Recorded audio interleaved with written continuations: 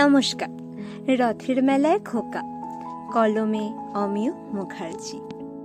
রথের মেলায় নদীর পাড়ে পড়ল মহা ধুমধাম। দুপুর থেকেই পথে পথে ভেঙে পড়ল কটি গ্রাম। খোকাও যাবে সেই মেলায়, বায়না ধরে মার কাছে, দাও না মাগো 5টি টাকা, তোমার আঁচলে আছে। চোখ ছলছল মায়ের জবাব, ওটা বাবা আটা কেনার জন্যে। খুঁজল ছেলে সারা ঘরময়, কটি টাকার তরে হন্যে। খোকা গেল খালি হাতে, পকেট তো তার ফাঁকা। বাবা 2 মাস বসতি ঘরে, তাকে কে দেয় টাকা? কত কোলাহল মেলার মাঠে, জিলাপি পাঁপড় বাদাম গজা, পয়সা দিয়ে সবাই খাচ্ছে তা, কত আনন্দে করছে মজা। নাগরদোলায় আরো হরেক খেলায় মানুষ কত খুশি আজকের দিনে।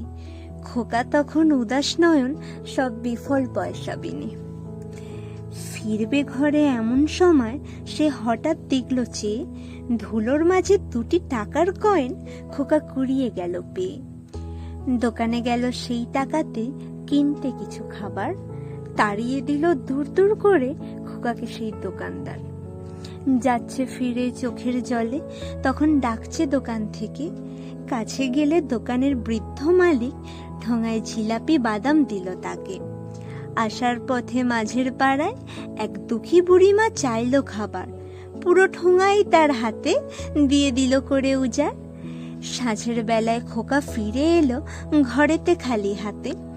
খোকার মুখে চাঁদের হাসি, খাবার না থাকুক তাতে।